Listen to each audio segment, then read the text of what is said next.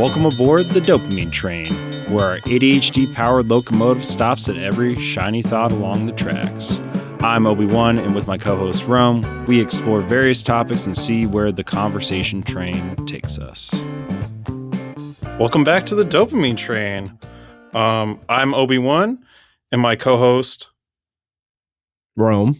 You do this every time. And then we have a lovely friend of mine, Maria, and we're just looking to find out some things about Maria and what she does in terms of Brazil. How I know Maria is she helps me out with my Spanish weekly. So Maria, tell us a little about yourself. What do you do for work? Hi.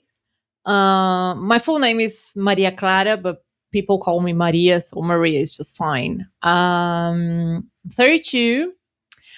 I have currently 2 jobs. So part-time I teach languages, so Spanish and English at the moment, mostly for Brazilian. Obi-Wan is my only international student at the moment, so helping him with his Spanish. So that's part-time. And the rest of the time, I work at a nonprofit. You would call it a nonprofit that supports immigrants and refugees here in the area of Brazil where I live. So that's what takes most of my time. And we support them in many ways. We have different projects to work with them. But my daily job is to help them with their documents. So getting their documents right here in Brazil and getting access to, everything a Brazilian citizen would be able to have access to. So that's pretty much it. That's what I do. Amazing. Do you have any questions, Jerome? Because I already got one locked and loaded. I mean, I do. Go ahead and share yours, and then I'll follow up after, because they may change and you may ask it for me. For sure. My first question is what kinds of immigrants are coming to Brazil? Okay, that's a nice question. Right now, let's start from the beginning.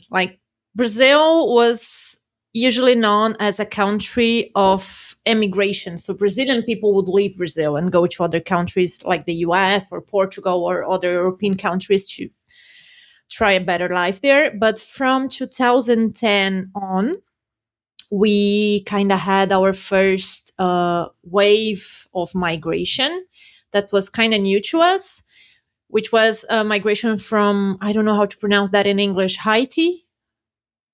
Over Haiti. Oh, Haiti. Yes, Haiti. Because that's when, I don't know if you guys remember, they had that huge earthquake that destroyed the capital, pretty much everything. And so they had that natural catastrophe. And in that time, Brazil was very present in Haiti because of the UN. There was a peacemaking operation from the UN in Haiti, and Brazil was there with the troops. We were leading this operation. So Brazil started to become a country familiar to Haitian people, I believe. And they always had this, they have this culture of migrating. They usually migrate to other countries like the US or the Dominican Republic. They share a border with the Dominican Republic. But then they started migrating to Brazil. And we started having this big number of Haitian people here in Brazil. That was 2010. That was the big wave, the first wave. And then with time, we had other nationalities. We had people from Venezuela coming in the last years, 5-6 years, because we share a border with Venezuela. And they would come through our border in the north and go to many places in Brazil. Actually, the state where I live right now is the state of the country that most welcomes immigrants, although we are very, very far from the north, so far. If you take a look at the map, it's really far. But then we have Venezuelans. And in the last 2 years, maybe, we started seeing a lot of people coming from Cuba as well. So we have a lot of Cuban migrants. And of course, we have people from Syria, Afghanistan.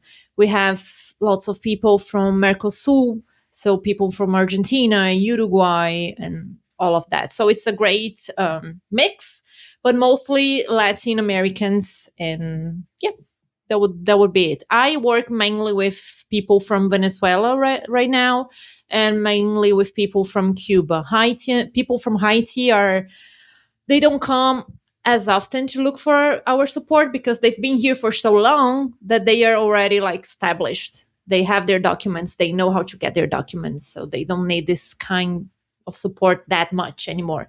People from these other areas, they have more needs when it comes to documentation and stuff.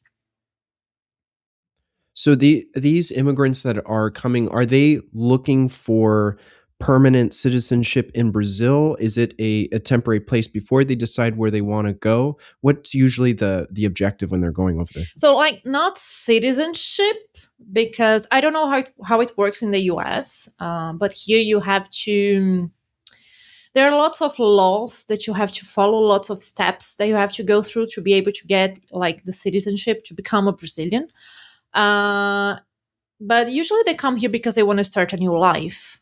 And people from Venezuela that are here that I've talked to, they come here because they want to stay here. They might like move from one city to another or one state to another in the country, but usually their plan is to stay here in Brazil. So they want to have residence. And for people who come from Venezuela, it's kind of easy to get residence here, to be like to have their documents okay, because the Brazilian government has this, how do I say that in English? Not a law, like a decree. I don't know. Mhm. Yeah, like a decree that talks about like a special kind of residence for people who come from countries like that are like in the border of Brazil, but that are not part of Mercosur. So we have, in this situation, we have Venezuela, we have Suriname, and we have Guyana. So people from these three countries, it's kind of easy for them to come here and get their documents. They just need like an ID, and it can be an expired ID, but it has to be an original one, or a passport that is original but can also be expired. And if they have their birth certificate, that's fine. But if they don't, we can replace that with like a handwritten declaration where they write the name of their parents. And that's it. Like, in terms of bureaucracy, like the documents you have to present, it's very simple. The hard part is getting an opportunity to present these documents, because here in Brazil, who takes care of all this border stuff and like documentation for immigrants? It's the federal police. And as we have lots of immigrants here, and the federal police takes care of many things, like they do all the border control, they do the control in the airports, drug trafficking, like federal investigations of corruption and migration. They are very short staffed. So it can take months for a person to get like a meeting at the police to present their documents, present the declarations, take a picture, their fingerprint, and then get the document. That's the hardest part. But in terms of document, it's quite easy for them to be, I'm gonna say legal, but I don't like that Mhm. word, but to be legal here. I see. So the act what you require in order to be legal, so to speak, is actually the requirements aren't very high, but because the federal, well, because they have so many responsibilities, then you actually, it's really hard to get a meeting. It's hard to get the like, because you can just show up at the federal police and say, hey, I want my documents. You have to make an appointment, and that's the hard part, okay. like the appointment. And each unit of the federal police here, they have their own way of scheduling things. So for example, with one unit, we have this partnership with them where we send the requests, like we organize all the documentation and everything, and then we take pictures of the documents and we send them these requests for the people through WhatsApp. So we have a WhatsApp group. We send it there. They analyze. They say, no, it's okay. They can come in like 2 months, like at 3 p.m., and we're going to make their documents. Other units, they just accept it by email. So you have to send one document, like one email for each document. Other units, you have to go through the federal police system. So each unit organizes its own way, and as there is no standard, it can be really hard to understand what exactly you have to do to get an appointment in the unit that you actually have to go, because you can choose a unit. You have to go to the unit that works with the city where you live in. So I was just going to ask you, yeah. how do you know which one, like which one's rules are you going to follow? Which one do you get We assigned have, to? like, So there is like a decree, I think it was a decree that says like which cities must go to which units in all Brazil. So you can't just decide. You have to go to the one that is appointed to your city.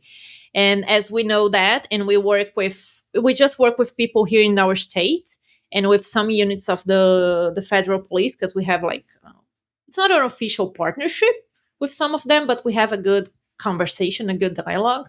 So we know exactly what are the extra documents that each unit is going to ask. We know the order of the documents that we have to send them. We know the declarations that they want. So it's easier. We have this knowledge, so it makes the immigrants' life a lot easier when they come to us, and we can support them. It's a really nice job. I really like it, because it's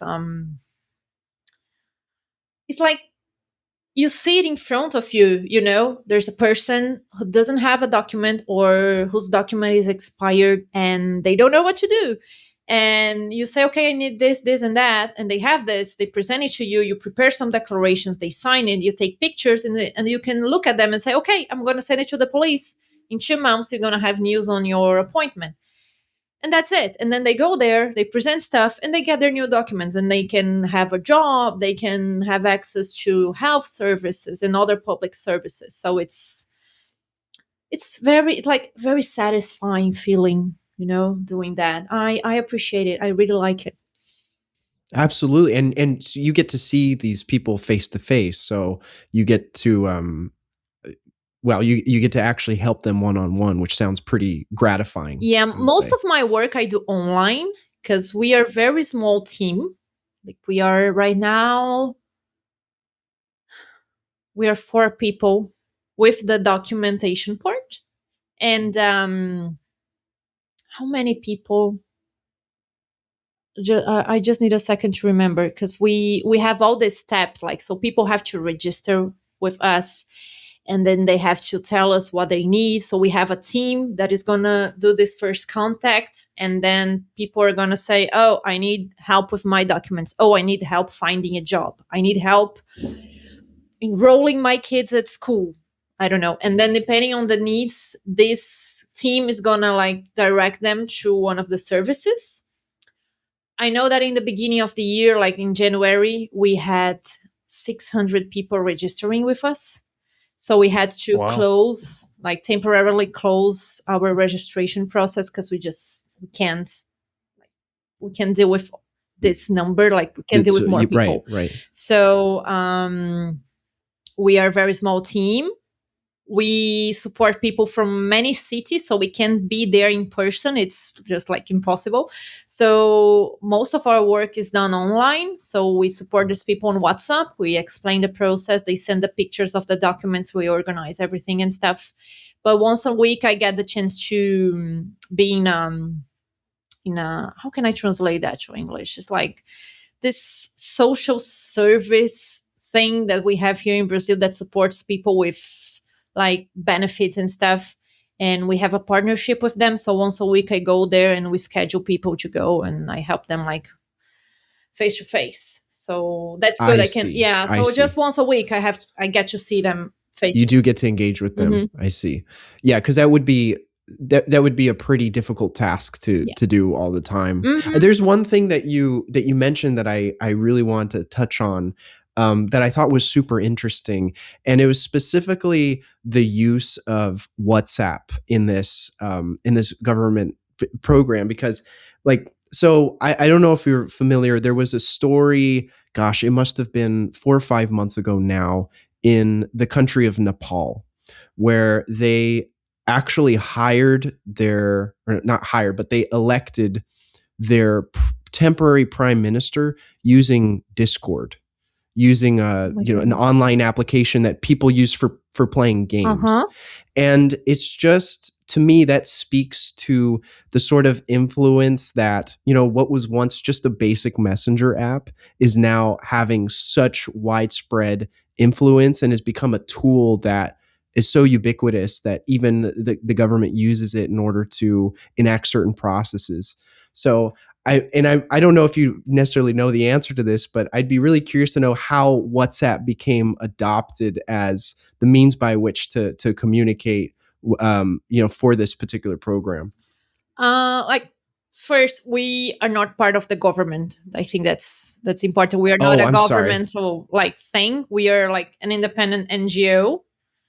Okay, We Mm. okay. have no, we're not related to the government. We have been like financed by them during a short period of time because of some special program they had, but I think that's not Mhm. like happening anymore. I'm not sure because too many things. Like when you are a nonprofit, you have to keep running after like money and different sources of money. So too many things happening at the same time. So I'm not sure if it's still happening.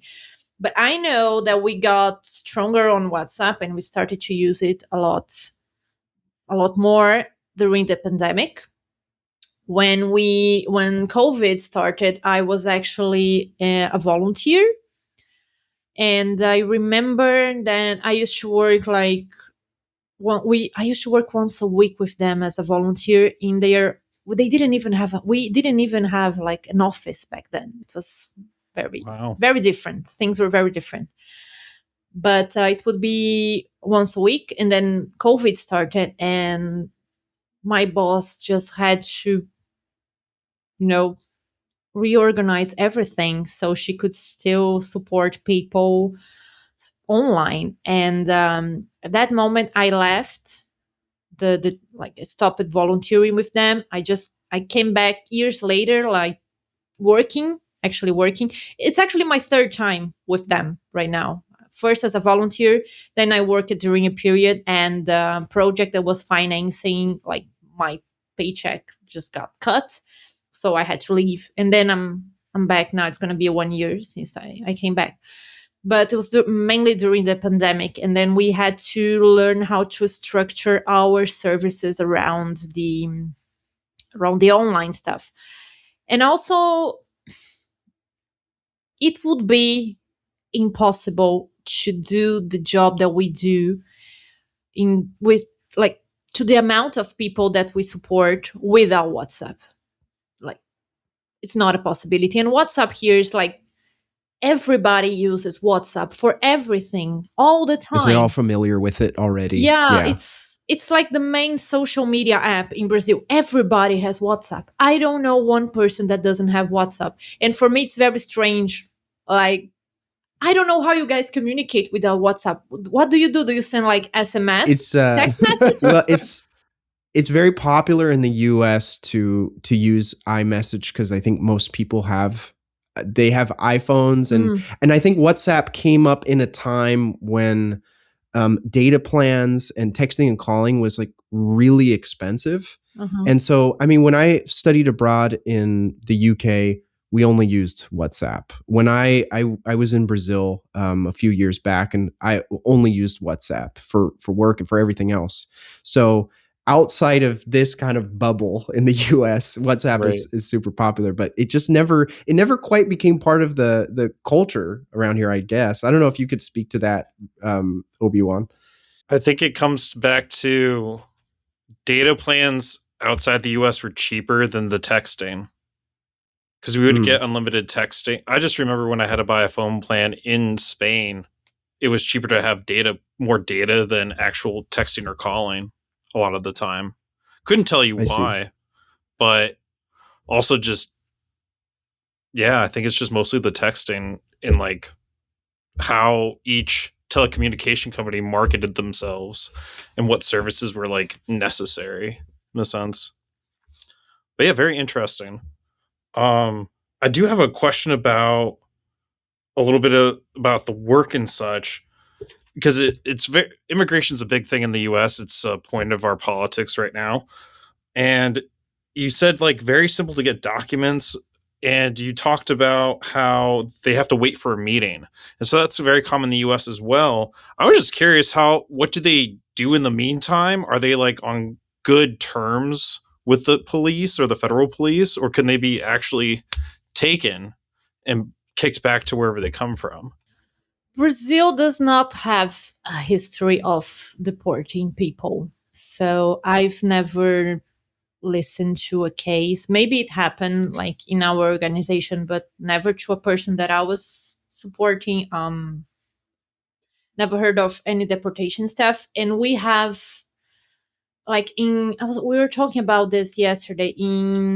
We used to have a law that would be a migration law that I have to check how to translate this word because the word is important, like the way they use but I'm not sure if it's gonna have like the same effect in English as it has in Portuguese. Just a second. No problem. Um, yeah, I think that's the most interesting part to me, at least, is like the drasticness or like the disparity of like, oh, we just show up, get the things we need, versus in the US, it seems like a very much different story. I was thinking that as well. No, we don't have like police on the street asking people for their documents, that in terms of looking for irregular immigrants to send them away. That just, I've never heard of it. Never heard of it. We I don't know if it's still happening, but on the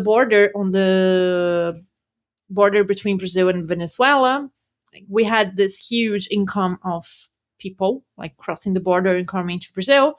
And the Brazilian government actually created this program that was done like in partnership between the Brazilian army and some UN agencies, where these people would be like, they arrive in the north, they have family here in the south. If they can prove, I think that's how it works. I'm not sure the like this step by step, but in general, if they have somewhere else to go in Brazil and they can prove that there's something waiting for them, like a family or a job or whatever, the government's going to bring them here. So, like, there was actually for a period of time this support for people to actually enter the country and like get established somewhere. So it's a very different situation. Although uh, maybe it seems like I'm talking here like, oh, immigrants, it's so easy for them to get documents, so this is paradise and everybody loves immigrants and stuff. It's not like that. It's definitely not like Right. that. We have lots of cases of xenophobia and prejudice and stuff, and people face a lot of difficulties. They can't validate their diplomas. They can't it's hard for them to get a good job. They get like the low paying jobs, and they face a lot of struggles. It's very hard for them. But compared to other places, in terms of getting the documents, it can be a lot easier, like than the US, from what we see here. But it's not paradise. So I was checking. It's not paradise. I was checking. I don't know if it has the same like the same effect. But we used to have a law back then in the past that used to talk about the foreigners. So that was the word used in the law, foreigners. And it was a law that was created in 1980. So it was created during the dictatorship period. And if you read the law, like the words they use, the tone that the law has, it puts the immigrant in this place of like a possible threat to the national security. So that was the speech. So this law was created in 1980, and this law like was still going on until 2017 when we got a new law. And then it's not like a law for foreigners, it's the migration law. So the speech around migration changes. And if you read the law, it's a very long one. Oh, it's raining now.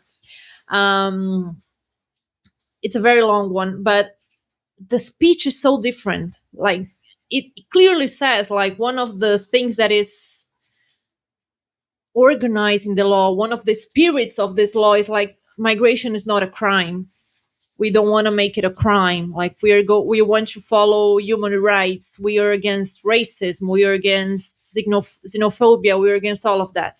So the tone is very different. So that's one of the things I believe that it's shows the difference between what happens here and what happens there where you guys are. So that's why we don't see people asking immigrants for their documents on the street. It's just not part of the law, and it's not part of the culture as well. It never was. Interesting. I kind of want to shift a little bit into the language part. Okay. How many languages do you speak? I speak 3. So Portuguese, English, and Spanish. So for you guys, like, is that a lot? I can barely speak English. Language is not big in the US. So yeah, that's a thing I want to ask, because I want to ask questions too. Like, yeah. What's the deal with languages there in the US? Because we always listen to this thing that, oh, Americans, they don't study languages. They don't want to because they feel like they don't need to. Is that really the case, or you just don't, it's not a cultural thing? I don't know. Yeah, I would say it's a little of both. I think part of the I guess the practical reason may be that because English is the international language of trade, then you might come up with this mindset that, like, oh, well, I don't need to learn anything else. It's the one that everyone else has to learn. Mhm. So I don't know. And for me personally, I just haven't really given it much thought. I mean, there was some encouragement because I live in California. There was some encouragement to learn Spanish because there's a huge Spanish speaking population, to the point where it will actually serve you if you are able to speak it, either career wise or in personal encounters in life.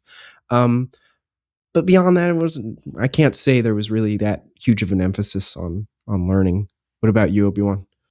I think it's depending if you what kind of family you came from too. If your parents were native speakers, you were more likely to learn the language. But also I'd say about 2 generations ago, like baby junior generation, when folks moved here, they stopped passing down language because they're like, you're in the US, you need to speak English, and then Assimilation. you lost that extra, your immigrant language or your language of that, because they're like very keen on, we're going to become American. Mm-hmm. So I think that feeds into a little bit. There's definitely been in recent years more pushback on that in terms of like being proud of where you're from and culture wise, and language is culture, right? And so I think unless your family spoke it, or if it was a need or want for your child to know, because there are in California at least dual language schools, meaning like from kindergarten on to like 5th grade, they're like speaking Spanish and English in the classroom all day, or they're just speaking Spanish because they'll get English at home and such. So I think it really just depends on family and culture, depending on how far back your ancestry is, and then also just need. It just depends. I will say, now that you mention that, I mean, my grandma and most of her kids, except my dad, they all spoke Spanish, but for whatever reason, it just was not. He didn't learn it, and in turn, it was just not a priority for me to learn as well. So, speaking to that family point you were making, Yeah, I think it makes sense. Like, here in Brazil, I think most people are aware of how important it is to speak at least English if you want to have more like possibilities in terms of career and job opportunities and everything.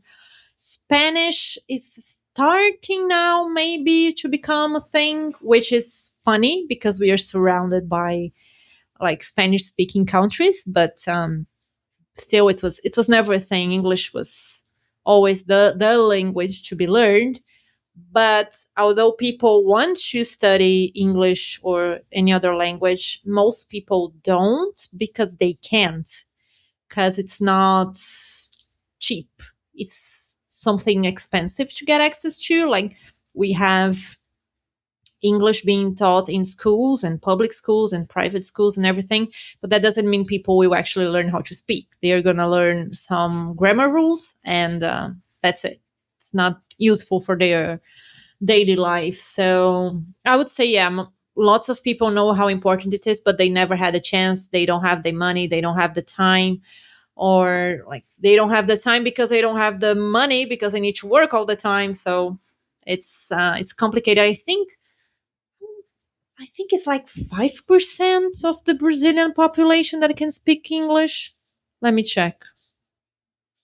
There was some conversation about this like a few months ago. It's funny you mentioned that Americans not learning other languages. The real question is, why don't we know any geography? Well, there are lots of videos online. I know which one. They are very funny. I gotta be honest. Yeah, 5%. 5% of the population knows some English, but around 3% is considered fluent. So that's not a lot. It's definitely not a lot. I didn't realize it was that low. Interesting. Is it because now it's reflecting back of like how useful was my Spanish classes? It's interesting that like it made me reflect on like how useful my Spanish class was in like high school. It really wasn't like, cause like, did you Rome? Did you take Spanish class high school? I took 2 years of Spanish, and I mean, I remember some bits and pieces of it, but I think I took less Spanish than you did at that time. You actually like kind of committed to learning the language.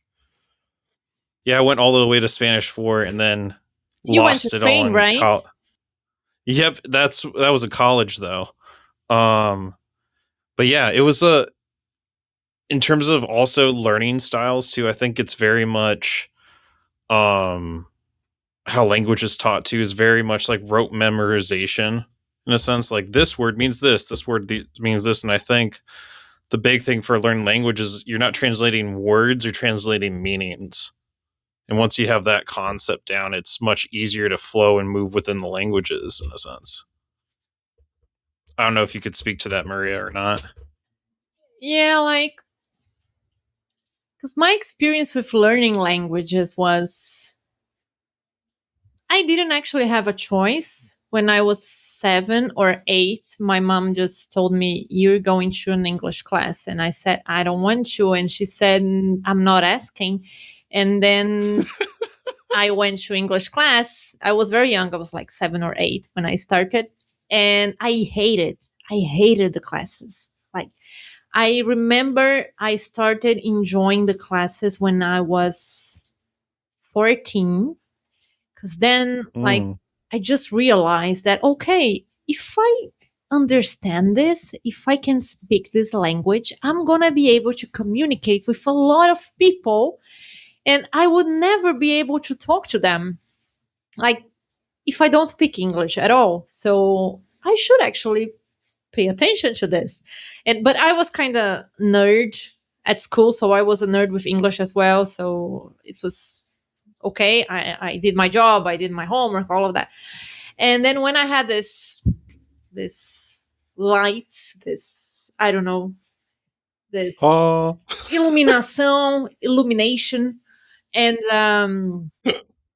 then I asked my mom, please, can I study Spanish as well? And she said yes, because thankfully I came from a family that they had the resources to pay for that stuff, and that's how it happened. So when I started teaching, the way I started teaching, the school where I started, they worked a lot with translation and repetition, like repeating structures. I remember we used to have the how was that? They would call it top 5. So, for example, we would be studying the simple present, but we wouldn't tell the student that this is the simple present. We would just teach them how to say, I don't know, I study English. Okay. Then the top 5 would be the affirmative, negative, interrogative, negative question, and short answer. So we would like a student would have to create a sentence with study. And the student would say, I study English. Then I would point to another student and say negative. And the student would have to say, I don't study English. And the other I would say question. And then, do you study English? And the other, don't you study English? And the other, yes, I do. Or no, I don't. And that was the basis of the class. So it wasn't that focused on meaning. It was focused in translation and structure. So it's different. It works for some people, but for some other people it doesn't. Like pretty much every teaching style there is, some people will adapt to them and some people won't. But my boyfriend, he like I teach part-time. My boyfriend teaches, like, this is his job the whole time, and he teaches English and French. And he would have a very long conversation with you guys about different ways of teaching and why translation is important in some periods, like in some parts of the education process, and in other processes, in other parts it's not. You have to focus on other stuff. And we have long conversations about it sometimes. So it's a whole universe, and he loves it. The extent of my I was going to say that since you've been talking so much about learning styles and whatnot, that my most recent exploration with language was using Duolingo to try to learn Hindi. And Hindi? I think I forgot about that. I was trying to learn Hindi. Yes. Okay. Which was actually, it was interesting because having to learn an entire new alphabet and learning how to reorder sentences based on, my understanding of English, it was a good exercise. And I think I managed to learn like a couple phrases. And then I realized, okay, this app just wants me to come back and open it every hour so it can show me ads and stuff. And eventually I kind of gave up on it. But that's the different styles of learning, like, can make a tremendous difference in how you mentioned that you started learning English when you were 7. Can you speak a little bit to how impactful it is to start learning a language at a really young age versus like if I started to learn right now or something like that? It's a completely different experience, like biologically speaking, because your brain is still, it's not complete. So it's a very powerful experience. You're building your brain while you're learning a second language. So these two things, they mix, and it gets so much easier for you to learn, to get these concepts and these words. And sometimes you don't even realize that you're actually learning a new language. You're just learning something new and using this in your everyday life. So it's a completely different experience. And I think if you learn a language, like a second language, when you were younger, if you want to learn the third, fourth, whatever, in the future, when you're older, it's going to be much easier because your brain is kind of used to it. It's normal for your brain to work with different languages. I also think it has a huge impact on pronunciation. I see students that I've had that they've never had any contact with English before. They were in their 30s and they couldn't make some of the noises that you guys have in English. So I would say, like, if you have kids and you want them to learn languages, like, just pull them to study. Yeah, send them to school, have them study, because it's going to change their lives. Yeah, for sure. My life is the way it is right now because I speak languages, and I'm 100% sure of it. So thank you, Mom, for not listening to me, for forcing me to study. Thank you so much. And she knows that. I already told her. Because the jobs I got, the things I studied, everything. The fact that I was in college and I was doing my master's later, and I had access to many texts, many books that were in English, that were in Spanish, and I could read them, I could access them. And some people that studied with me, they couldn't because they were not able to understand. So that makes a huge difference when you're studying. So you imagine that when you're working. I work in a Brazilian multinational company. I left last year. I worked there for 3 years, and I just got that job because when I went to the interview, my boss, he liked my English and he liked my Spanish. He liked the way I sound. So I had no experience in a company, but he was like, okay, but your languages are really good. That's what we need. So just come work with us. It's huge. So, yeah, that's huge. Wow. yeah, it's huge. It's huge. And I'm not sure everybody like understands that. I don't know. It's just so Well, important. definitely not the English speakers. Yeah. We don't understand. but that's the difference. Maybe you guys really don't need it that much. Maybe it doesn't make that much of a difference. I don't know how your economy works, but for us here, it really makes difference. It really does. It's a game changer in terms of career opportunities.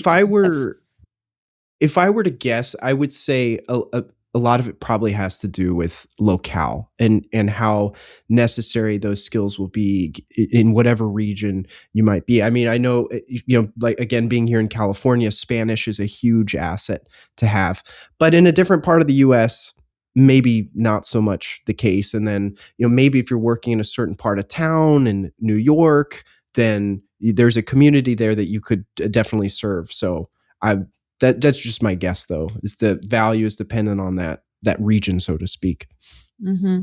Yeah. And I was thinking here also, like we're talking about how like languages, they change your brain and they affect your brain in a positive way. And also they affect your ability to understand other things because you have to learn how to communicate in a completely different structure. So English for That's us, a really good point, actually. for Brazilian speaker, like for Brazilian is not a language. Maybe someday it will be, but right now it's not.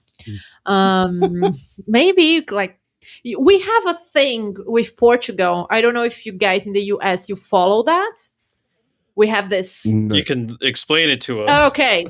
You opened that door. We're walking through. Okay, it's really. I'm just gonna finish the first parenthesis and then for sure. Please help me because it's really fun. Like the structure is so different. So like in Portuguese we have this. We like Spanish. We have to conjugate the verbs. So in English, I eat, you eat, he eats, she eats, we eat, they eat. Okay. In Portuguese, eu como, tu comes, ele come, nós comemos, vós comeis, eles comem. And we have to do that for every verb in every like tense. So we have lots of kinds of past, lots of kinds of future, and lots of kinds of present stuff. And we have to put all of that into different structures. I have students who have a hard time understanding that, for example, eat, it's you eat, I eat, they eat. It's the same word. They have a really hard time understanding that when they translate eat, they can't just translate to eu como. It's like all the others as well.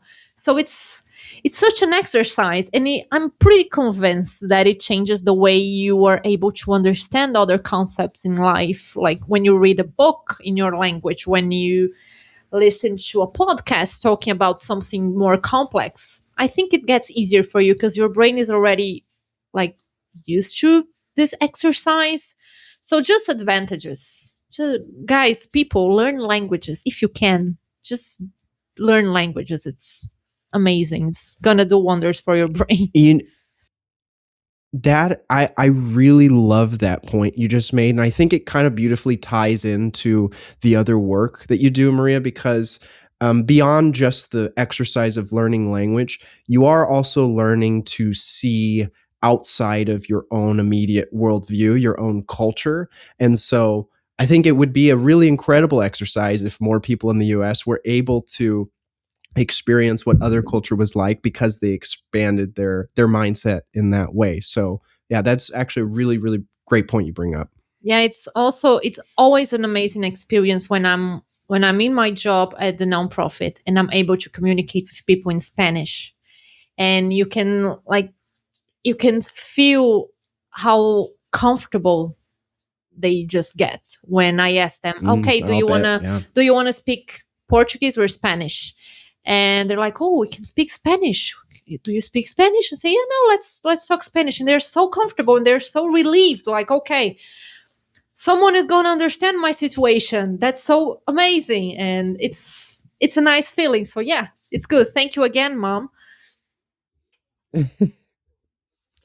So we Thank were you, going to Mom. talk about Brazil and Portugal, right? Yes. Yeah. Okay. I was trying to walk through that door, but then we went back to the languages. Yeah, no, because it's funny because we speak Portuguese because Portugal was the European country that came here, invaded the indigenous areas, land, and blah blah blah.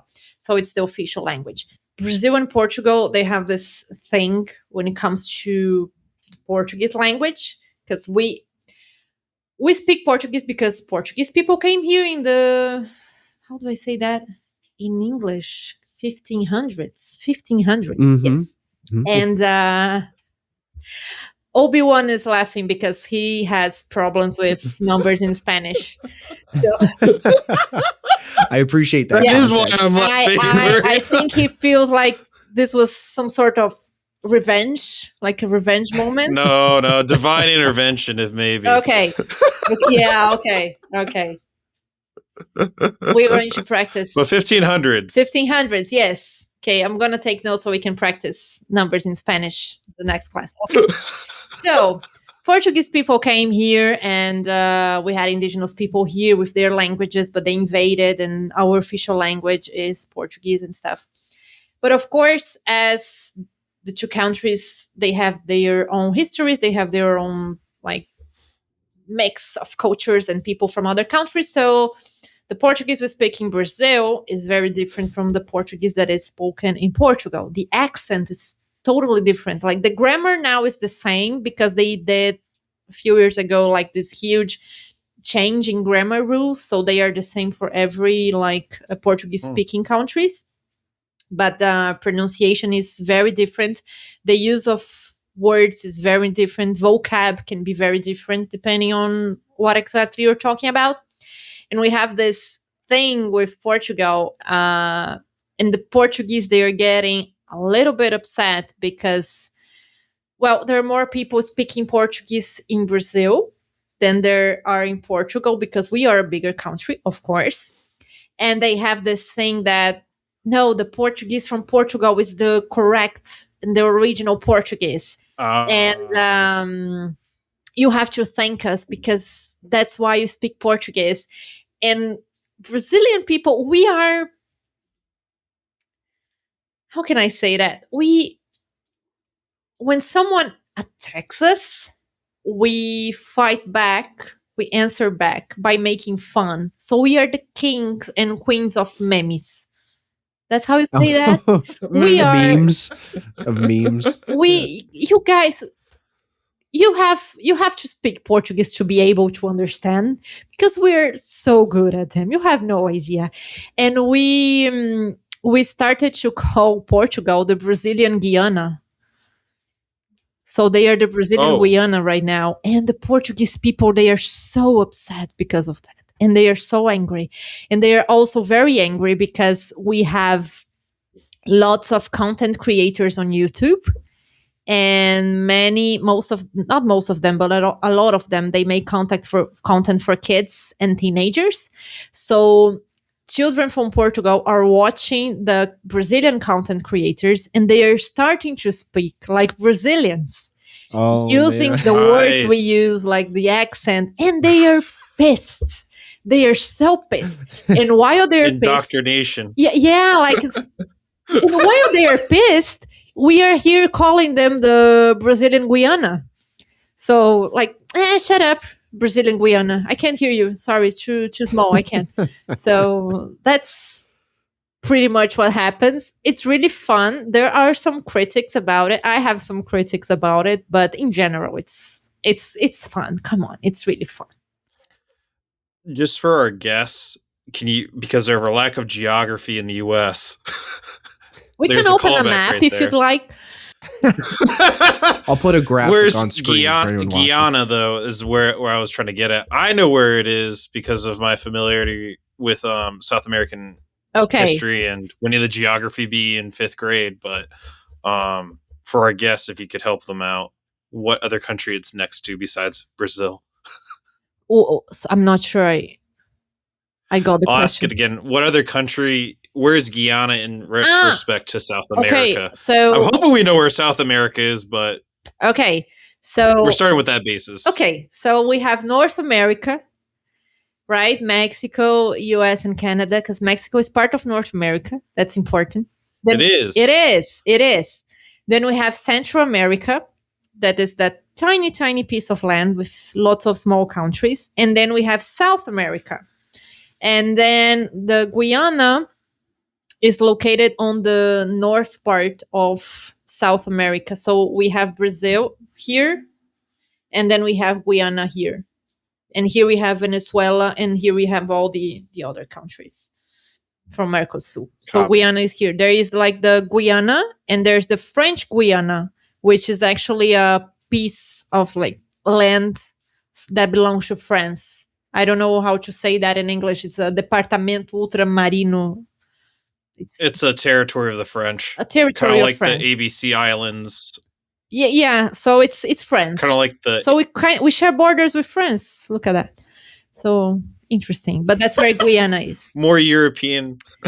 They work with the euro there. Everybody who is born in the French Guiana, as far as I'm concerned, is considered French. They can go to France anytime they want. So yeah, it's France. We have borders with France. That's funny. I think it's a similar situation to the ABC Islands, Aruba, Bonaire, and Curacao. Because those are part of Denmark. Which islands? Aruba, Okay. Bonaire, and Curacao. ABC Islands. That's the first Curacao. time I listened to that name. Makes sense. Nice. Yep. I think it's definitely a U.S. thing. Because people would go on a cruise in the Caribbean and hit up those islands. I think it's a product of old retire folk who cruise and go to Bonaire during the winter, or Aruba is a big one too. Like there's a whole what's the band? The Beach Boys. The beach of Aruba, Jamaica. Ooh, okay. I'm not familiar. See, this is territory I won't even tread in. I'm not going to pretend I know anything about which part of the world you're talking about, right? It's north of Venezuela. I promise you. Do you want to open a map? We can do that. Share the screen. Can't you share the screen here? Yes, you can. We could have some geography classes. For example, very, very interesting. Like Latin America is not a continent. People think Latin America is a continent. It's not. It's a cultural unity. And then Mexico is part of North America, like in terms of continent, but it's part of Latin America in terms of culture. So it can be a little bit confusing. Makes sense.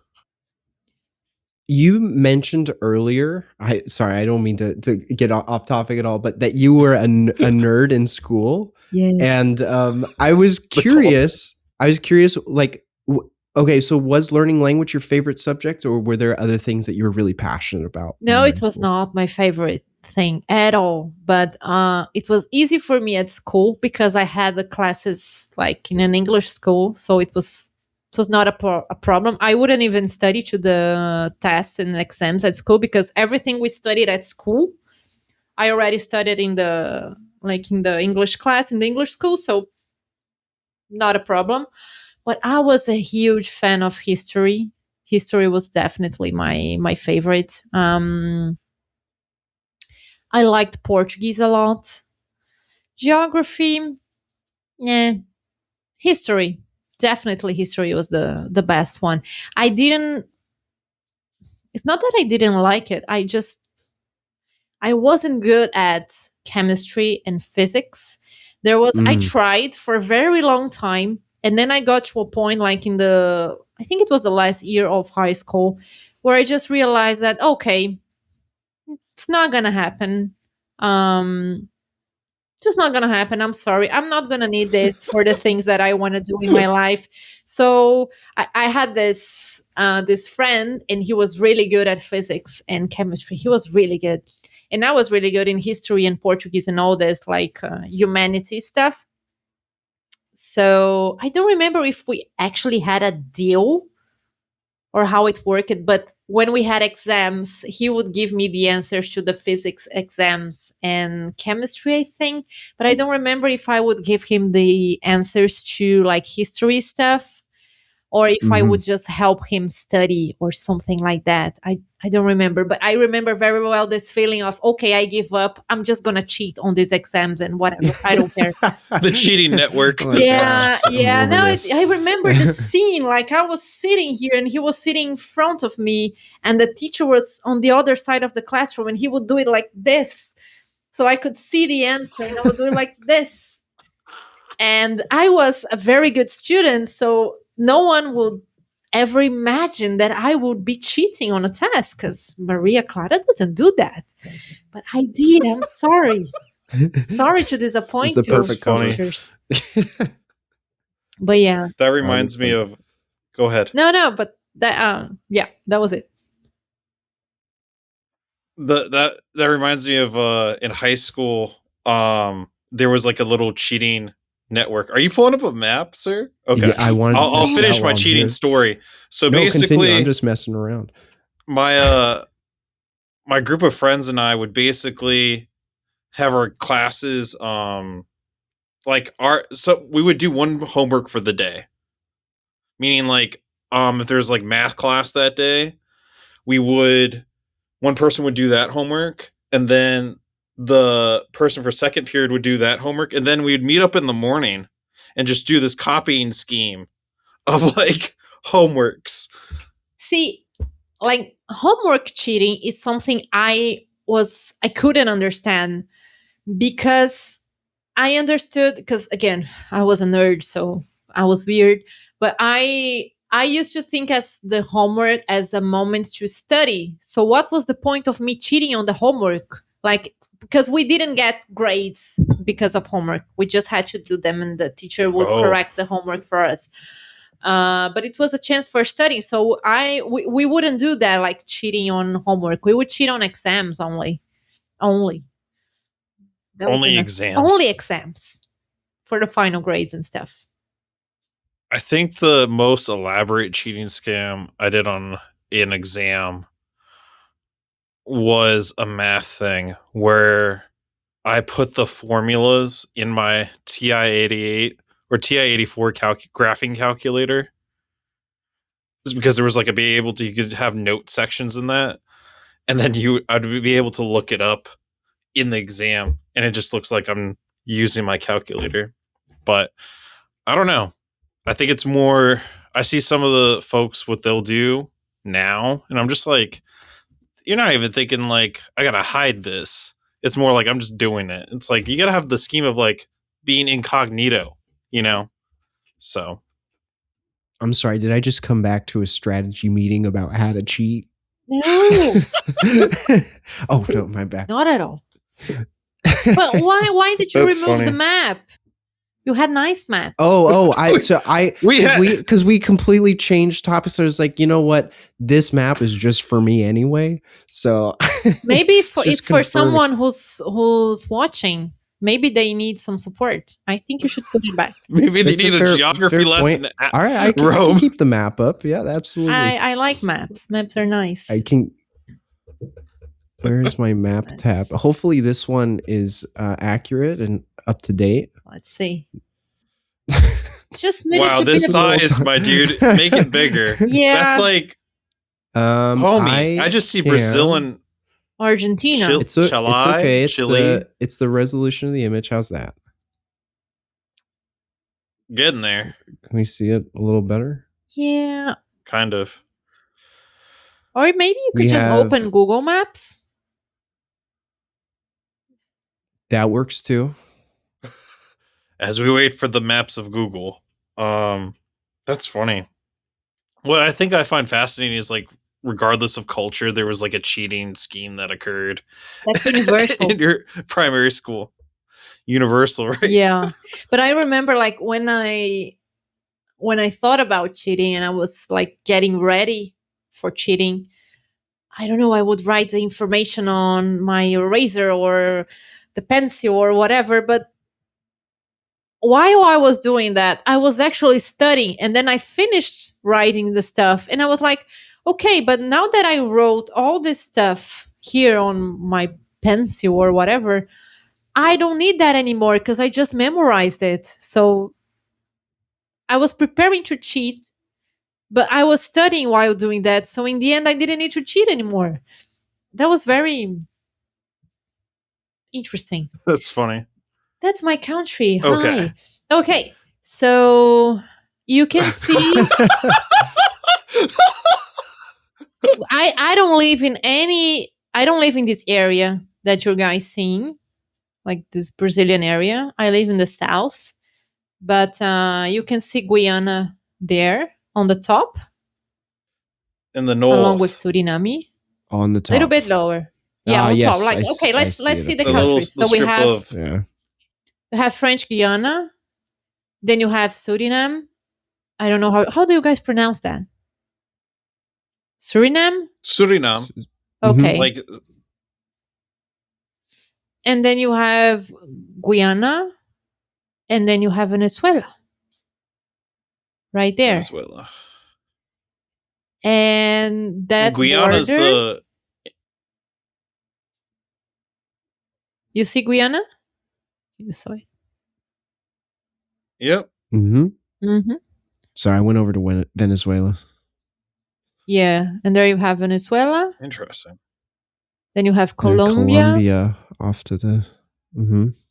There are lots of people from Venezuela in Brazil, Ecuador. but most Venezuelan people who leave their country, they go to Colombia. There are like lots of Venezuelan people in Colombia. Then we have Peru, Bolivia, Paraguay. Ooh. And I live in the south Why do most of them go to Colombia? because of the language.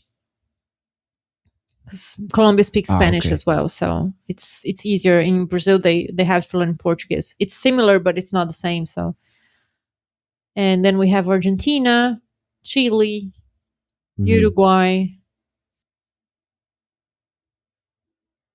Uruguay is really beautiful. It's really so small, so beautiful. And I live. Yeah, you're going to Rio and São Paulo, Mhm. Rio de Janeiro, e São Paulo. I've only been to Rio. I've never been to Rio. I've been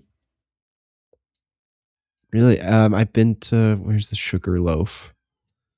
The sugar loaf. Yeah, the Sugar Loaf. There's I think it's actually no, it's not that.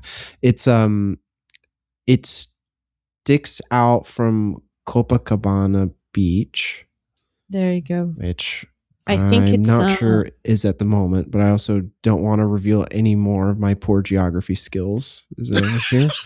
I'm like, Yeah. you're feeding up. I'm You're feeding the going stereotype, my way, friend. way off. Oh yeah, I totally embody the stereotype. All right. But I live far from Rio. It's like by car it would be. What has been your favorite? Yes. I was going to ask what has been your favorite place to travel to? Mexico. Would be Mexico. Mexico was Mexico. What? yeah. I actually lived there for a semester when I was in college. And my God. Amazing place, amazing people, amazing culture. I remember first because I like old things. I like old places. I like history and stuff. So being in a place Mhm. where so much history happened and being able to visit like archaeological sites and pyramids and all of that was just amazing. And I remember the people. I was a college student, so I was like every day I was dealing with other college students, not only Mexicans but people from all around the world. It was a very multilingual, multicultural environment, which was really nice. But the sad part somehow was that I didn't have a lot of contact with like what would be a traditional Mexican family with their routines and stuff. But when I had that contact, it was so good. People were so welcoming. I remember two things I remember that really like made a point like for me, like in my opinion about Mexican people.